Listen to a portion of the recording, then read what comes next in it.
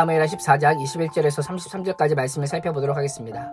다윗은 드고와 여인의 방문과 호소가 요압의 계략이었다는 사실을 알았음에도 요압에게 어떤 책망이나 언급도 하지 않습니다. 압살롬을 그만 용서하고 데려오는 것이 어떻겠냐라고 하는 요압의 제안에 못 이기는 척하고 다윗은 동의합니다. 21절을 보면 다윗은 압살롬을 나의 아들이라고 하지 않고 청년 압살롬이라고 부르며 압살롬과 거리를 두고 있습니다.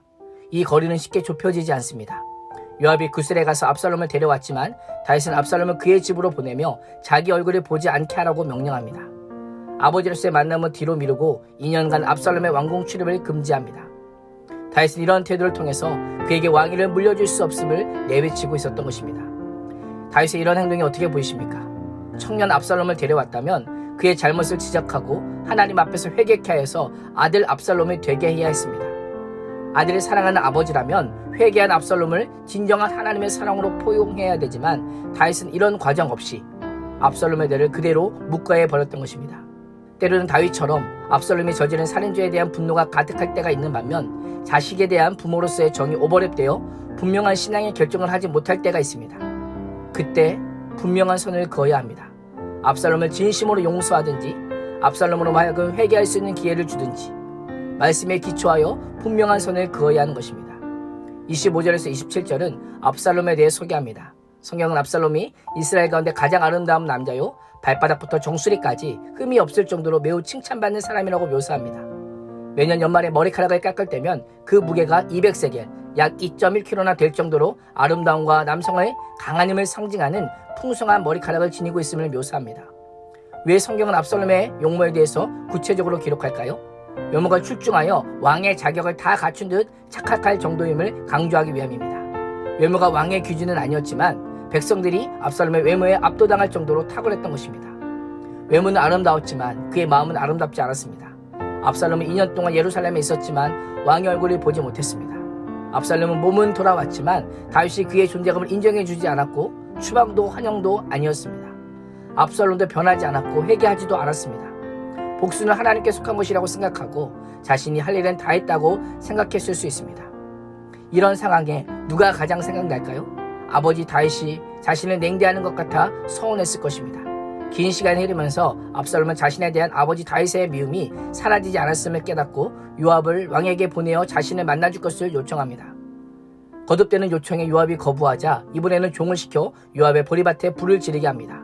자신이 거듭 요청했음에도 오지 않는 요압에 대한 보복인과 동시에 요압으로 하여금 자신에게 달려오도록 하기 위한 방법이었습니다. 왜 요압은 오지 않았을까요? 이미 다윗의 마음이 어떠한지를 알았기에 압살롬과 다윗을 만나게 할 의사가 전혀 없었던 것입니다.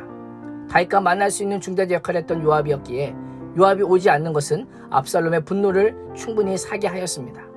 요압은 결국 압살롬을 찾아와 자기 밭에 불을 지른 이유를 묻습니다. 그러자 압살롬은 자신을 이곳으로 데려오지 않고 오히려 구슬에 남아있는 것이 더 나았을 것이라고 불평합니다. 그러면서 자신이 왕의 얼굴을 볼 수 있게 하라고 강력하게 요구합니다. 32절을 보면 압살롬은 내가 만일 죄가 있으면 왕이 나를 죽이시는 것이 옳으니라 라고 말합니다. 이 말이 어떻게 들리십니까? 압살롬은 자신의 무죄를 항변할 뿐만 아니라 자신을 죄인 취급하는 다윗의 행동이 부적절하다라고 지적하고 있습니다. 정말 그에게 죄가 없습니까? 그는 형 암논을 죽였습니다. 물론 압살롬의 입장에서는 누이의 복수를 대신했을 뿐이라고 할 수 있습니다. 그러나 성경은 그 어디에서도 복수의 정당함을 지지하지 않습니다.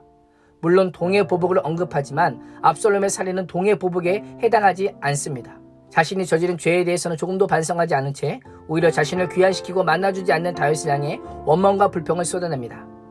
압살롬은 어떻게 자신의 죄를 죄로 여기지 않는 걸까요? 양심이 죄로 마비되었기 때문입니다. 하나님께서는 각 사람에게 죄를 깨닫도록 하기 위해 양심이라는 것을 주셨습니다. 물론 말씀처럼 죄를 정확하게 깨닫게 하지는 못하지만 양심을 통해 적어도 이건 아니다, 죄라는 것은 깨닫게 하셨던 것입니다. 그러나 압살롬은 이 양심이 더러워질 뿐 아니라 마비되었습니다.